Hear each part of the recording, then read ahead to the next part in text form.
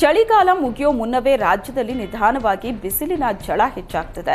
ಮುಂದಿನ 2 ದಿನಗಳಲ್ಲಿ ರಾಜ್ಯಾದ್ಯಂತ ಬಿಸಿಲಿನ ಪ್ರಮಾಣ ಹೆಚ್ಚಾಗಿರಲಿದೆ ಅಂತ ಹವಾಮಾನ ಇಲಾಖೆ ಹೇಳಿದೆ. ಬೆಳಗಾವಿ, ಧಾರವಾಡ, ಕಲಬುರಗಿ, ಬೆಂಗಳೂರು, ಮಂಡ್ಯ ಹಾಗೂ ಮೈಸೂರು ಸೇರಿದಂತೆ ಹಲವು ಜಿಲ್ಲೆಗಳಲ್ಲಿ ಬಿಸಿಲಿನ ಧಗೆ ಹೆಚ್ಚಾಗಿರಲಿದೆ. ಬಿಸಿಲಿನಿಂದ ಜನ ಎಚ್ಚರಿಕೆಯಿಂದ ಇರುವಂತೆ ಹವಾಮಾನ ಇಲಾಖೆ ಸೂಚಿಸಿದೆ. ಒಂದೇ ವಾರದಲ್ಲಿ ದೇಶದ ಮಧ್ಯಮ ವರ್ಗಕ್ಕೆ ಎರಡೆರಡು ಗುಡ್ ನ್ಯೂಸ್ ಸಿಕ್ಕಿದೆ. ಕಳೆದ ಶನಿವಾರವಷ್ಟೇ ಬಜೆಟ್ನಲ್ಲಿ 12 ಲಕ್ಷದವರೆಗೆ ತೆರಿಗೆ ವಿನಾಯಿತಿ ನೀಡಿ ಮಧ್ಯಮ ವರ್ಗಕ್ಕೆ ಕೇಂದ್ರ ಸರ್ಕಾರ ಸಿಹಿ ಸುದ್ದಿ ಕೊಟ್ಟಿತ್ತು. ಇದೀಗ ಶುಭ ಶುಕ್ರವಾರದಂದೇ reserve bank of India repo ದರ ಇಳಿಸಿ ಮಧ್ಯಮ ವರ್ಗದವರ ಬಾಯಿಗೆ ಲಡ್ಡು ನೀಡಿದೆ.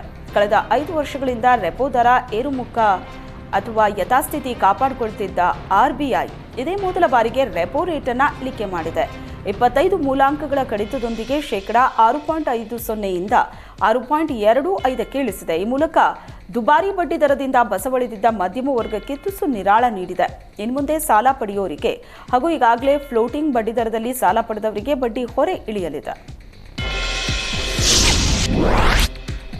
ದೆಹಲಿಯಲ್ಲಿ ಚುನಾವಣಾ ಫಲಿತಾಂಶಕ್ಕೂ ಮುನ್ನವೇ ಭಾರೀ ಹೈಡ್ರಾಮಾ ನಡೀತಾ ಇದೆ. ಎಎಪಿ ಗೆಲ್ಲೋ ಅಭ್ಯರ್ಥಿಗಳಿಗೆ ಬಿಜೆಪಿ 15 ಕೋಟಿ ಆಫರ್ ನೀಡಿದೆ ಅಂತ ನಿನ್ನೆ ಕೇಜ್ರಿವಾಲ್ ಟ್ವೀಟ್ ಮೂಲಕ ಆರೋಪಿಸಿದ್ರು. ಆ ಆರೋಪದ ಬೆನ್ನಲ್ಲೇ 15 ಕೋಟಿ ಲಂಚದ ಆಫರ್ ಬಗ್ಗೆ ಸೂಕ್ತ ತನಿಖೆ ನಡೆಸಿ ಅಂತ ದೆಹಲಿ ಲೆಫ್ಟಿನೆಂಟ್ ಗವರ್ನರ್ ವಿಕೆ ಸಕ್ಸೇನಾಗೆ ಬಿಜೆಪಿ ಪತ್ರ ಬರೆದಿತ್ತು. ದೆಹಲಿ ಲೆಫ್ಟಿನೆಂಟ್ ಗವರ್ನರ್ ಎಸಿಬಿ ತನಿಖೆಗೆ ಆದೇಶಿಸಿದ್ರು. ಇದರ ಬೆನ್ನಲ್ಲೇ ಕೇಜ್ರಿವಾಲ್, ಸಂಜಯ್ ಸಿಂಗ್ ಹಾಗೂ ಮುಕೇಶ್ ಅಹ್ಲಾವತ್ ನಿವಾಸದ ಮೇಲೆ ಎಸಿಬಿ ದಾಳಿ ಮಾಡಿದೆ. ಪ್ರಯಾಗ್ರಾಜ್ನ ಮಹಾಕುಂಭ ಮೇಳದಲ್ಲಿ ಮತ್ತೆ ಬೆಂಕಿ ಅವಘಡ ಸಂಭವಿಸಿದೆ. ಆಕಸ್ಮಿಕ ಬೆಂಕಿಗೆ ಶಂಕರಾಚಾರ್ಯ ಮಾರ್ಗದಲ್ಲಿ ಹಾಕಲಾಗಿದ್ದ ಟೆಂಟ್ಗಳು ಸುಟ್ಟು ಕರಕಲಾಗಿದೆ. ತಕ್ಷಣವೇ ಸ್ಥಳಕ್ಕೆ ಆಗಮಿಸಿದ ಅಗ್ನಿಶಾಮಕ ಸಿಬ್ಬಂದಿ ಬೆಂಕಿ ನಂದಿಸಿದ್ದಾರೆ.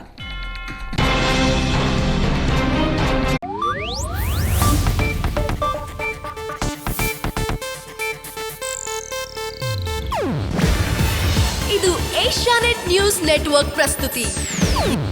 ನೀವು ನೋಡ್ತಿದ್ದೀರಾ ಏಷ್ಯಾನೆಟ್ ಸುವರ್ಣ ನ್ಯೂಸ್.